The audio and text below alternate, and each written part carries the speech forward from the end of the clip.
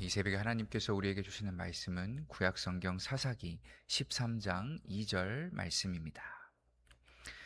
13장 2절 말씀 함께 우리가 한 목소리로 합독합니다. 이것은 하나님의 말씀입니다. 소라 땅에 단 지파의 가족 중에 마누아라 이름하는 자가 있더라. 그의 아내가 임신하지 못함으로 출산하지 못하더니. 아멘. 지난 시간에 저희가 13장 1절 말씀을 살펴보았었는데요. 원래 하나님의 통치, 하나님의 지배를 받고 살아야 했던, 그것이 당연해야 했던 이 이스라엘 백성들이 하나님이 아니라 가나안의 통치, 더 깊이 말씀드린다면 그 가나안이 가져다 준, 가나안이 선물해 준 익숙함, 당연함이라는 녀석의 지배를 받게 되는 그런 실로 악한 삶을 이들이 살게 되었다. 이 13장 1절 시점에서 이미 그렇게 살고 있었다 말씀을 드렸습니다. 그런데 지금 이 1절 말씀에서 저희가 특기할 만한 점이 하나 더 있는데요. 제가 몇 차례 말씀을 드린 적이 있습니다만 사사기에는 총 12명의 사사가 등장을 합니다. 그런데 이 12명은 다시 6명, 6명 이렇게 두 그룹으로 나뉘게 되는데 편의상 대사사 6명 그리고 소사사 6명 이렇게 분류를 하게 됩니다. 근데 이것은 어떤 중요한 사사들이라서 대자를 붙여주고 미미한 사사들이라서 소자를 붙여서 이렇게 떨어뜨려 놓은 그런 등수 매기는 개념이 아니라 분량이 좀 많이 나왔냐 적게 나왔냐 혹은 이 사사들의 이야기의 구조가 조금 더 짜임새가 있고 안정적인 패턴을 보이는가 그렇지 못하는가 이런 기준들에 따라서 편의상 나눠 놓은 것이거든요. 그래서 그냥 여러분들이 생각하시기에는 좀 내용이 길다, 분량이 많이 보인다 그러면 대사사, 좀 분량이 적다, 내용이 짧다 그러면 소사사, 그냥 이렇게 단순하게 생각하셔도 아무 문제가 없겠습니다. 근데 어쨌든 이렇게 나뉜 그룹 중에 대사사 6명이 있다고 말씀을 드리는데 그 중에 5명, 6명 중에 5명의 이야기가 오늘 이 13장 이전까지, 그러니까 12장까지 이 5명의 이야기가 다 나왔거든요. 그런데 그렇게 나온 이 5명의 이야기에는, 대사사 5명의 이야기에는 공통점이 하나가 있습니다. 그게 무엇인가 하면 이 대사사 5명이 하나님께 부르심을 받기 전에, 그러니까 사사로 데뷔하기 전에 반드시 먼저 이스라엘 백성들의 부르짖음이 선행되었다라는 거예요. 한번 보겠습니다. 첫 번째 대사사이자 진짜 첫 번째 사사였던 온니엘의 경우에도 이스라엘 자손이 여호와께 부르짖었기 때문에 부르짖어서 여호와께서 이스라엘 자손을 위하여 한 구원자를 세워 그들을 구원하게 하셨는데 온니엘이다. 두 번째 대사사 에훗도 마찬가지입니다. 이스라엘 자손이 여호와께 부르짖음에 구원자를 세우셨으니 그게 왼손잡이 에훗이었다. 세 번째 대사사 드보라도 마찬가지죠. 이스라엘 자손이 여호와께 부르짖었더라. 네 번째 대사사 기드온도 마찬가지입니다. 이에 이스라엘 자손이 여호와께 부르짖었더라. 다섯 번째 대사사, 이 딸을 제물로 바쳤던 입다죠. 이스라엘 자손이 여호와께 부르짖어 이르되. 그런데 이제 오늘 이 13장부터 저희가 만나게 되는 마지막 6번째 대사사이자 이스라엘 역사 전체를 놓고 봐도 마지막 12번째 사사인 삼손의 경우에는 어떠한가? 이 하나님께 부르짖었다. 이 이스라엘 백성들의 회개, 이 부르짖는 모습이 처음으로, 그리고 처음이자 마지막이겠죠. 처음이자 마지막으로 나타나지 않는다. 살펴볼 수가 없다라는 사실입니다. 심지어 압제 기간도 가장 길었거든요. 이제까지 어떤 사사들보다도 가장 많은 압제를 당한 때가 이 사사기 13장 때입니다. 처음 사사였던 온니엘의 경우에는 메소보다미아 왕 구산 리사다임에게 8년을 압제받았는데 그 8년을 못 견뎌서 하나님 살려주세요 해가지고 온니엘이 세워진 거거든요. 근데 지금 이 블레셋 때는 8호 40, 5배에 달하는 기간 동안을 압제를 겪고 고통을 당했는데도 불구하고 이스라엘 백성들이 하나님께 부르짖을 생각조차 하지 못했다라는 것입니다. 그 이유가 무엇이겠습니까? 지난 시간에 말씀드렸던 바로 그 익숙함 때문인 것이죠. 우리가 죄 짓는 것도 너무나 당연하고, 이렇게 블레셋에게 압제를 당하는 일도 전혀 이상한 일이 아닌 당연한 일이었기 때문에, 너무나 익숙한 일이 되어버렸기 때문인 것입니다. 그래서 나중에 저희도 살펴보겠지만 사사기 15장에 가보면요, 이런 내용까지 등장을 하게 됩니다. 그래서 유다 사람 3,000명이 에담바위 동굴에 내려가서 삼손에게 말하였다. 블레셋 사람들이 우리를 지배하고 있다는 것을 당신은 잘 알지 않소. 그런데 당신은 어찌하여 우리에게 이런 일이 미치게 하오?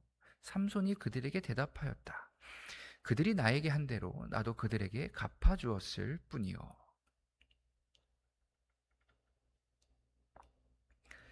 여러분, 지금 이 노란색 말을 하고 있는 사람들이 누구입니까? 유다 지파 사람들이잖아요. 네, 아까 말씀드렸던 첫 번째 대사사 온니엘이 이 유다 지파 사람이었습니다. 그리고 그 유명한 갈렙의, 이산지를 내게 주소서 했던 갈렙의 사위가 이 온니엘이었거든요. 근데 그렇게나 위대한 조상을 두고 있는 이 지금 후손들은 무슨 말을 하고 있는 거예요? 아니, 야 삼손아, 우리가 블레셋 지배받는 거 너무나 당연한 일인데, 너는 왜 저 블레셋 분들의 심기를 건드려서 가만히 있는 벌집 들쑤셔놔가지고 왜 우리를 더 이렇게 힘들게 하냐? 이런 말을 지금 하고 있다라는 것입니다. 그래서 여러분, 지난 시간의 키워드가, 이 1절 말씀의 키워드가 익숙함이었다라고 한다면, 오늘은 이 부르짖음이라고 해도 과언이 아니게 될 것 같습니다. 나의 모든 것들이 지금 너무 다 당연하기 때문에 이거 틀렸어, 우리는 다시 돌이켜야 돼, 달라져야 돼, 바뀌어야 돼 라는 믿음이 없어지는 바람에 더 이상 아무도 하나님께 부르짖지 않는 시대, 우리가 지금보다 더 나아질 수 있다, 해결될 수 있다, 그래서 우리도 다시 한번 출애굽, 탈가나안을 이뤄낼 수 있을 것이다, 우리도 조상들처럼 구원받을 수 있을 것이다 라는 소망이 더 이상 이들에게 없었기 때문에 누구도 하나님께 부르짖지 않는 시대가 돼. 그렇게 굳이 나에게는 하나님이 아니어도, 하나님 없어도 지금 우상들과 함께 하고 있는 이 삶에 이미 다 적응이 됐고, 이게 훨씬 더 편하게 다가오고 있기 때문에, 익숙하기 때문에 더 이상 하나님을 사랑할 이유도, 하나님만 예배할 이유도 전혀 찾을 수 없게 된 시대. 이러한 안타까운 시대상이 고스란히 반영되어 있는 한 가정의 모습이 오늘 본문에 이렇게 등장을 하고 있는 것이죠. 소라 땅에 단 지파의 가족 중에 마누아라 이름하는 자가 있더라. 그의 아내가 임신하지 못함으로 출산하지 못하더니. 여러분 잘 아실 겁니다. 이 당시에 가정에 자녀가 없다, 아들이 없다라는 것은 오늘날 저희가 생각하는 것 이상으로 훨씬 더 심각한 문제였다라는 것을 말이죠. 그런데 놀라운 점은요, 이렇게나 큰 문제, 이렇게나 난처하고 어떻게 해볼 수 없는 심각한 문제가 이 부부에게 닥쳐 있음에도 불구하고 오늘 이 부부도 하나님께 기도하지 않았다라는, 부르짖지 않았습니다.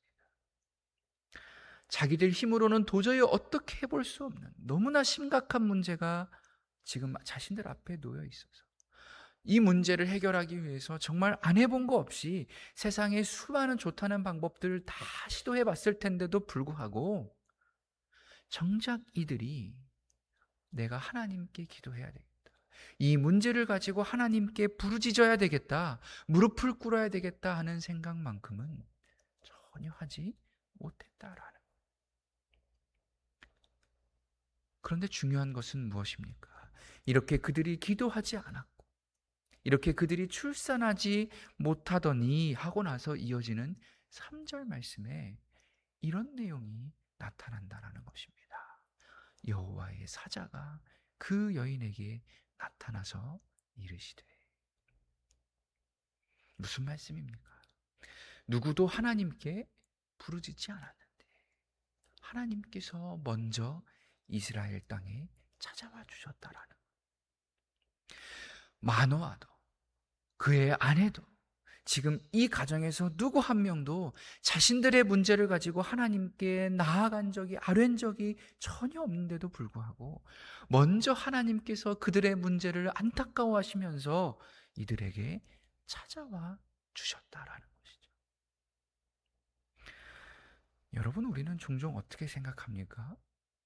내가 부르짖어야 하나님이 응답해 주실 것이다. 내가 기도하지 않아서 지금 이렇게 됐나 보다. 물론 성경은 우리에게 말씀합니다. 쉬지 말고 기도하라. 하나님께 아뢰어라. 하나님께 부르짖어라. 하나님께 구하라. 그런데 오늘 이 사사기 말씀은요, 그러한 우리의 기도보다도 이미 훨씬 더 앞서 계시는, 벌써 이루어지고 있는 그 하나님의 은혜를 정확히 가리키고 있다라는 거예요. 내가 두리번거리며 찾기 전에 먼저 나를 찾아와 주시는 하나님, 내가 벼랑 끝에 매달려서 제발 살려주세요 하기 전에 벌써 나를 위해 손을 뻗고 기다리고 계시는 그 하나님, 내가 무언가를 했기 때문에 그제서야 반응하시는 것이 아니라 내가 그렇게 할 것을 이미 다 아시기에 나보다 먼저 일하고 계시고 시작하고 계시는 그 하나님, 우리는 이 모든 것을 가리켜서 하나님의 은혜입니다. 하나님의 인도하심입니다. 하나님의 사랑이고 섭리이고 뜻입니다. 이렇게 고백할 수 있는 것입니다. 그래서 훗날 신약의 사도 바울도요, 이 감격을 알았기 때문에, 이 은혜를 알았기 때문에 이렇게 말할 수밖에 없었던 것이죠. 함께 읽습니다. 우리가 아직 죄인 되었을 때에 그리스도께서 우리를 위하여 죽으심으로 하나님께서 우리에 대한 자기의 사랑을 확증하셨느니라. 아멘.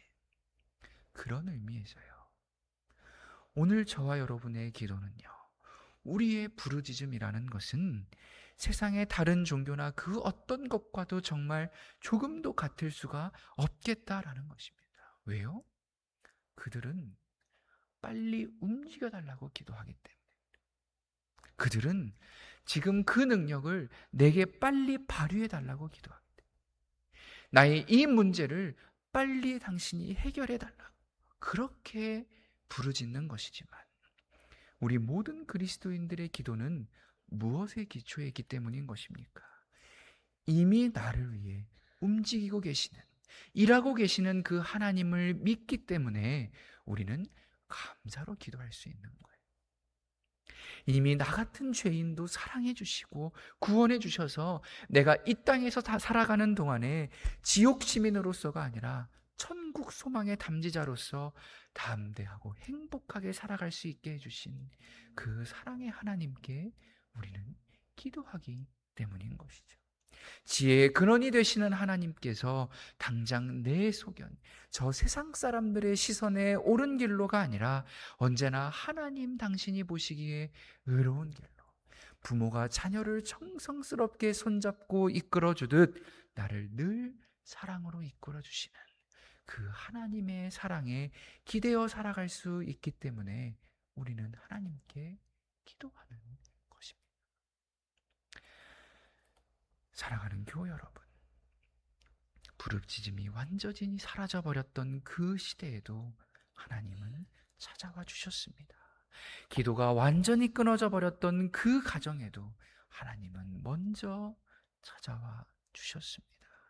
그렇게 압제받는 백성들을 위해서는 구원의 소식을, 그리고 출산하지 못하는 이 가정을 위해서는 잉태 소식을 가지고 먼저 찾아와 주셨다라는 거예요. 그러니 여러분, 오늘 우리 해야 할 일은 무엇이겠습니까? 정말 쉬지 않고 기도하는 것인 거예요. 포기하지 않고 부르짖는 것이죠. 항상 기뻐하고 범사에 감사하는 삶을 잘 살아내는 것입니다. 왜요? 여러분이 다 끝났다라고 생각한 바로 그 자리라 할지라도 하나님은 분명히 시작하고 일하고 계시기 때문인 것입니다. 우리는 그 믿음을 가지고 있는 거예요. 그러니 오늘도 그 굳건한 믿음 잘 붙들어 내시면서 겸손히 하나님께 나와 구하고 부르짖는 오늘 이 자리에 있는 저와 여러분 모두에게 하나님의 크신 은혜와 축복이 절대 떠나지 않을 수 있게 되기를 우리 주 예수의 이름으로 간절히 축원합니다. 기도하겠습니다. 자비하신 하나님, 오늘도 우리에게 말씀하여 주시니 참 감사합니다. 당장 우리의 눈에는 아무런 변화가 없는 것처럼 보일지라도 이미 보이지 않는 저 하늘에서부터 나의 그 모든 매듭을 풀어내고 계시는 그 하나님의 성실하신 손길을 저희가 신뢰하게 하옵소서. 그래서 조급함 때문에 우리 스스로 길을 만들어내는 우를 범하지 않게 하시고 매일의 작은 기도와 부르짖음 속에서 늘 주님과 동행하며 우리의 모든 가정과 일터와 학교와 삶의 자리마다에서 늘 주님의 선하신 뜻을 잘 이루어가는 귀하고 복된 아들, 딸들 저희가 다 되게 하여 주시옵소서. 오늘도 예수님의 이름으로 기도드립니다.